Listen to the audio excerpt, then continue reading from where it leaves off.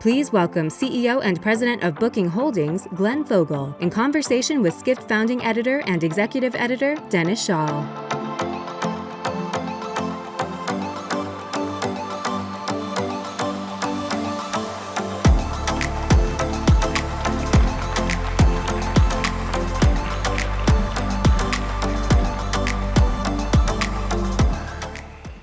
Good morning.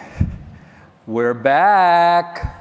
More importantly, you're back, Glenn. Thanks. Thanks for being here. Well, thanks for having me again. It's just beautiful. I mean, this is so much better than last year. And look at the beautiful weather, too. Let's talk about the weather. There's a lot going on. So on Monday, the European Commission blocked your $1.7 billion deal to buy Sweden's eTraveli group. They're a flight technology and OTA. Can we show a slide? This is a quote from you in 2022. Given the strategic importance of flights to our connected trip offering, we believe it is critical to bring eTraveli's flight expertise and technology in-house while also unlocking some of the limitations that exist in our current commercial agreement. Critical, did I say that? Now what, Glenn? It is extremely disappointing to me that the regulators decided to block this transaction. I absolutely believe they are wrong on the facts, wrong on the law, and it's wrong policy. That being said, for the business, we've had a relationship with eTraveli for many years, and we recently extended that agreement for many more years. So we are going to continue to build out our flight business, which has been doing very, very well. This is unfortunate in terms of it will not allow us as quickly and as easily to improve the flight product that we have right now. Therefore, that is bad for consumers. That is bad particularly for people who have been pleading for a better flight experience. Everyone here, we will all fly, we all buy our tickets, many of us do it ourselves online, and we know it's not as easy as it should be. There are a lot of ways to improve it. Now, I can't get into the minds of the people, the regulators, in terms of what their thinking is. I can say a couple things that I know to be true. And these are, first of all, we are not a dominant player in travel in Europe. The numbers that I saw some of the regulators put out, I don't know where they come from, but they are not right. I also know the fact that us doing a flight business certainly would help our hotel business. There's no doubt about that. Regulators said 1% to 3%. That was their decision. And they say that's the thing, though. They claim that by doing the flight business, it's going to make you more dominant in hotels. That was their basis. And They say it's going to get better by 1% to 3%, therefore you should not be able to improve the flight business. There's so many things. We're going to obviously appeal this. We'll go to the courts. It will take time. I'm confident that my belief is the correct one. And I look back, and some of us who are old enough to remember, about 20 years ago, actually more, about 24 years ago, there were some air travel companies, tour operators in Europe, and they wanted to do a merger. It's called First Choice and Air Tours. They tried to do the merger. And the regulators, just like this, the EU Commission said, can't do that, it's bad. They went to court. 3 years later, court knocked it down, said the regulators were absolutely, completely wrong. Of course, by then it was 3 years later. And I don't see too much about air tours or First Choice anymore. Right. This is a problem. When regulators make decisions that are incorrect, it impacts people negatively. It's unfortunate, but it is. Fortunately, I can get into the minds of regulators. So they claim that you have more than 60% online OTA market share in Europe. And they did a survey of 15,000 hotels. And overall, the conclusion was that the hoteliers were fearful that this would boost your hotel market share, that you could raise prices for hotels and possibly consumers would end up paying higher hotel rates. What do you say to that? I say that a couple things. So first of all, let's get this straight. So we have a relationship with eTraveli for many years, helping us to provide the back end to help us sell airline tickets. We go out, we buy the shares, the equity of eTraveli. We give the owners cash. Okay, done. Now, a hotelier says that could increase the costs of me doing business with you. I don't follow the relationship at all. We're currently doing business with eTraveli. We'll be doing the same business after we own the shares of eTraveli.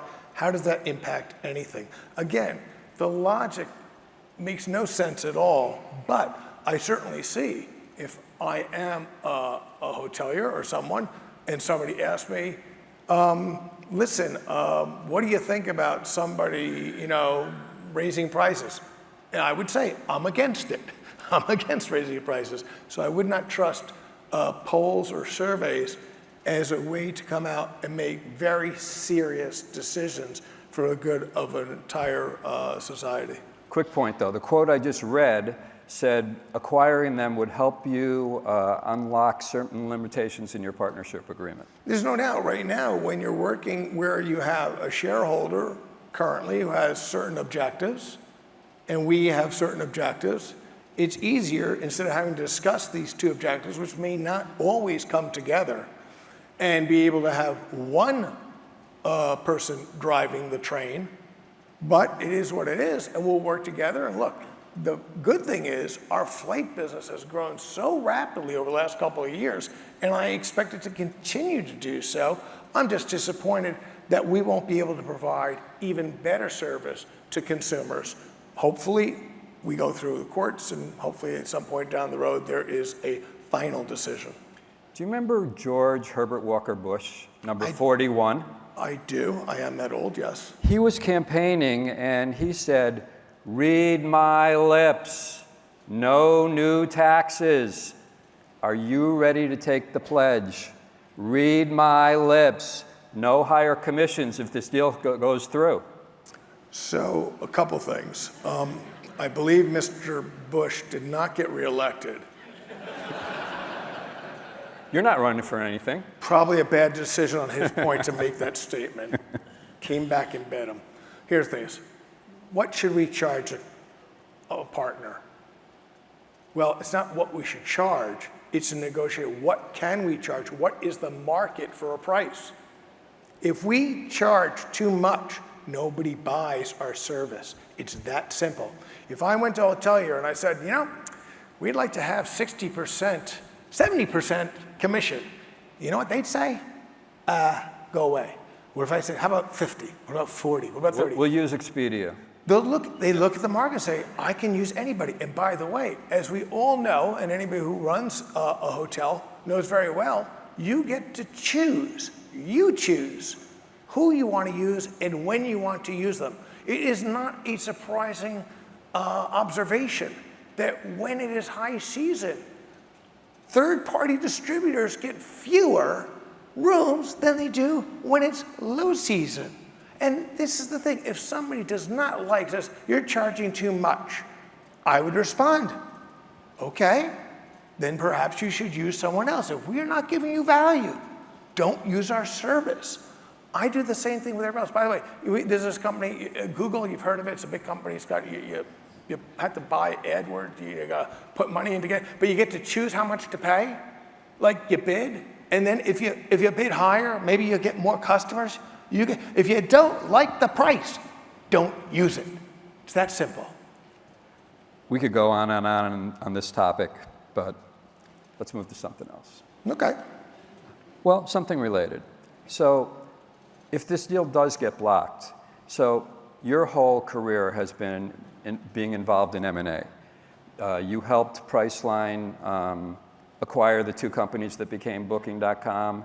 You were very involved in buying Kayak, Agoda, OpenTable, maybe. But if this deal gets blocked, it always depends on the type of deal, but it seems like you're pretty much barred from buying anything substantial in Europe. It's interesting in terms of what is the regulator's viewpoint, and is this a specific transaction that applies this, or is what else does it apply out to? And by the way, why does this apply in other industries for other people who want to do transactions?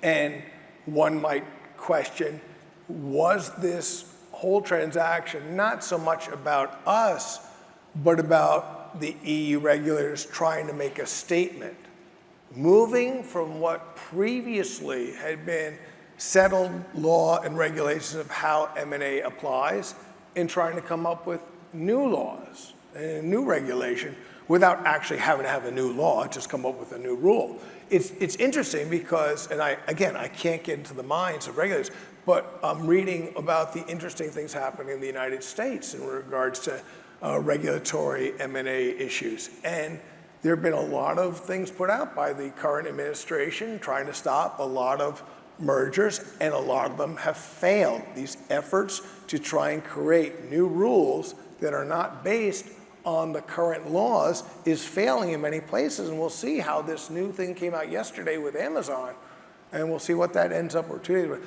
We'll see, because this really is coming to a new end. I don't know how it'll turn out.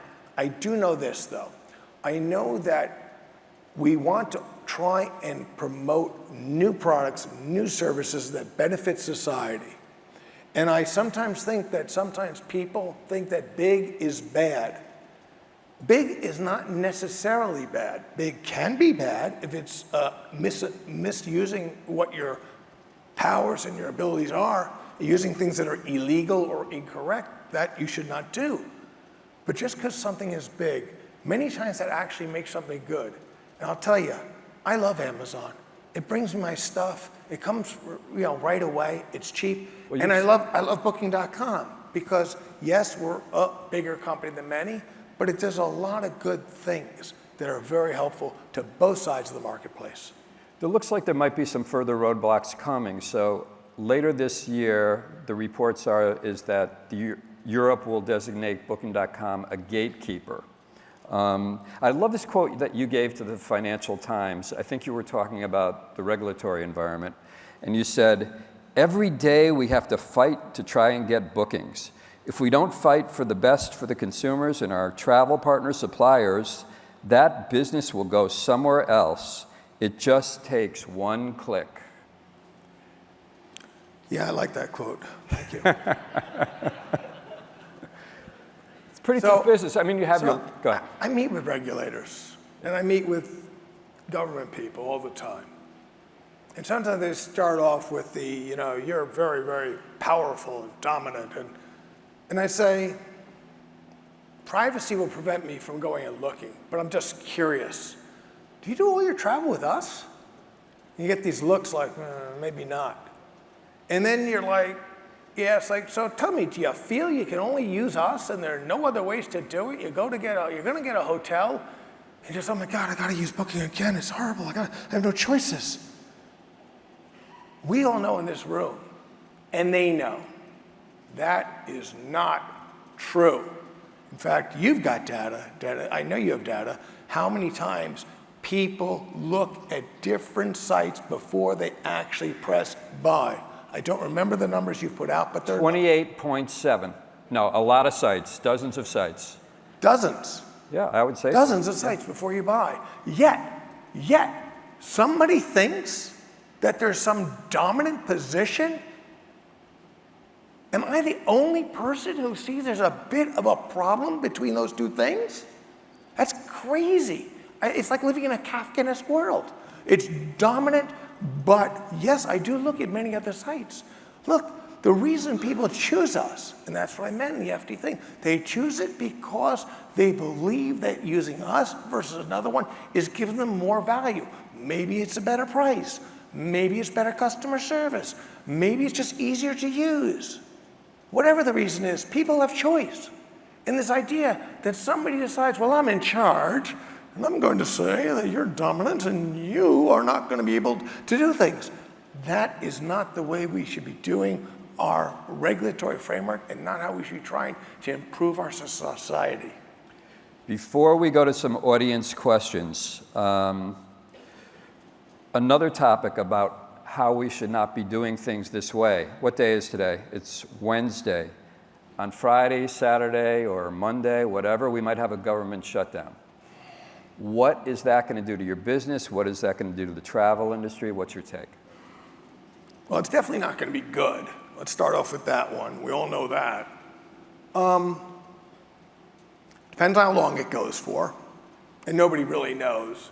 And from reading the media, I've not seen anybody come out clearly with what some of the plans are in terms of how some of the government-run things are going to be done or not. But here's some things we can be pretty certain of. The longer it goes, the worse it'll be. The people who are critical workers for the government will still work, but they won't get paid. I don't know about you, but working without paying, not a good feeling. And if we look back, the last time there was a government shutdown at length, maybe it was 2019, I think, about 18, 19, somewhere around there, people started not showing up for work as much. They started calling in sick. That's really bad for things like TSA. That'd be really bad for the air controllers in the tower. When do you stop flights? Flights shut down because there aren't enough people in the tower. Well, we saw that already, just a shortage in general. There's a shortage of people in the tower. But imagine everybody starts saying, you're not paying me? It's been X amount of time. I'm feeling kind of ill today. I'm not coming in. That's really bad. And if you look back, and maybe it's a coincidence, but when the number of people in the tower started going down significantly, all of a sudden they got together with an agreement in Washington to keep it going. So I would say that all of us here have a duty to make sure we are reaching out and talking to our representatives and saying, hey, work it out and get it going. You know, we in travel took a tremendous hit from pandemic. Horrible. Now we're up, things are finally going back up. What, now we're gonna have another knockdown? It's like a fighter gets off the canvas, gets up, and you hit him in the jaw again. It's crazy. I really wish, because it's so important, that our lives are not being so disrupted because people can't just have a standard, get together, have a negotiation, come out with something that works. Yep. Sometimes I go to Washington, I feel like it's like sports and like who wins, who loses. Right. But these are real people's lives that they're playing with. Exactly. So speaking about that, so you have a fintech division, right? And part of that is you develop your own payment system. And there were recent headlines, across Europe, Hungary, England, Japan, Brazil, that your short-term rental hosts weren't getting paid for weeks and even months. Your office in Hungary was raided. What's going on there? And that hurts the little people. The individual homeowner is just trying to pay their mortgage and get by. Yeah.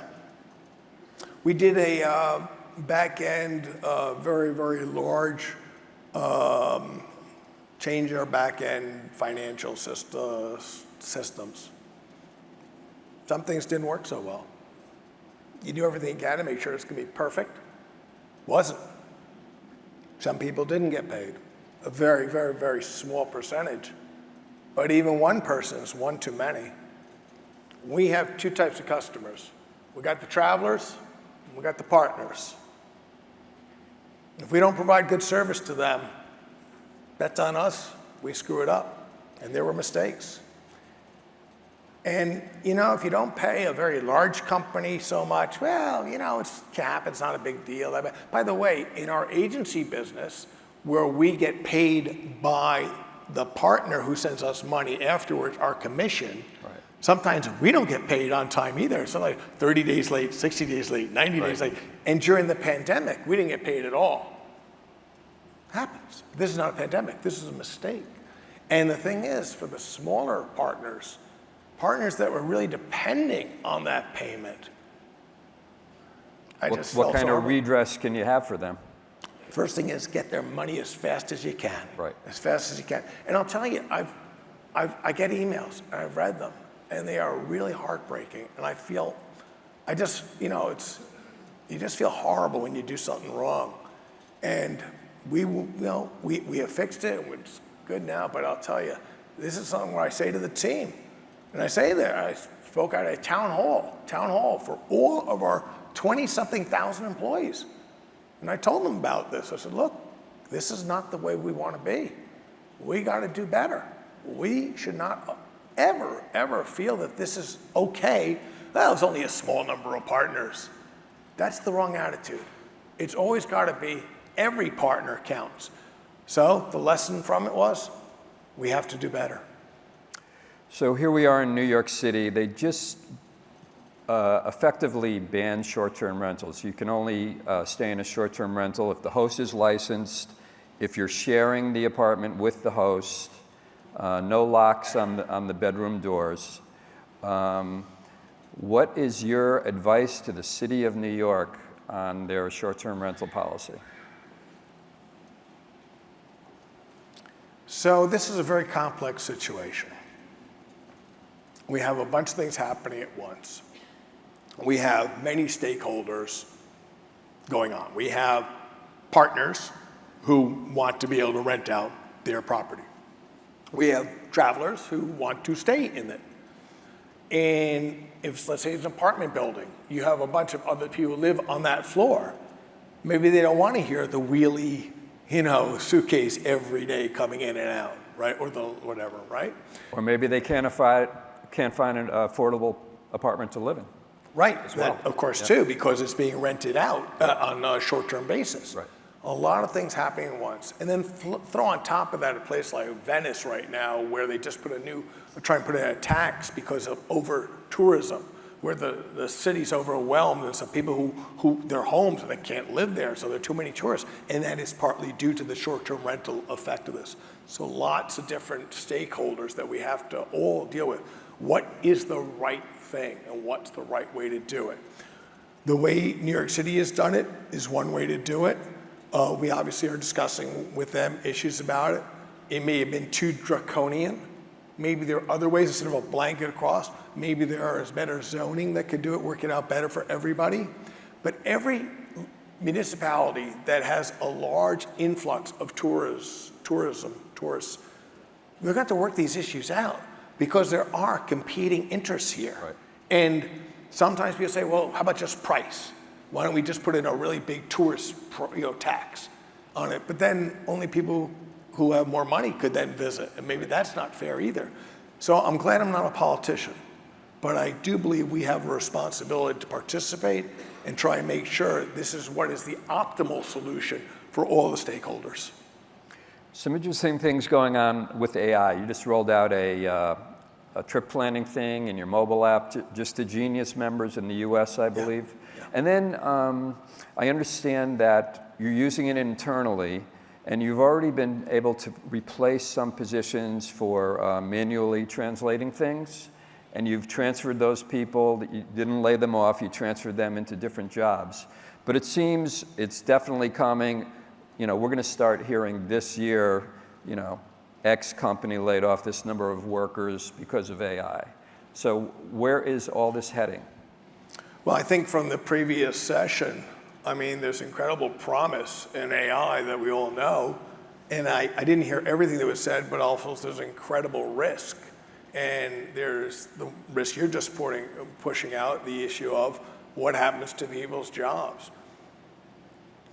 Since the human being was in the caves, there's been technology and it's made things change and different. And we look in history and we see these types of very, very rapid technological changes can be very disruptive to societies. And when you see what could potentially be very large disruption to jobs, that causes a lot of problems. So yes, we love the fact that we have all these new technologies, and generative AI is going to be just one of the most transformative new technologies that possibly you have to go back, I don't know, in being able to use fire. I mean, this thing is going to be enormous. But how are we going to handle the changes in society, like people's jobs being displaced? So, for example, we are retraining, moving people into something else. Is that going to work for everybody? Probably not. So what's going to happen there?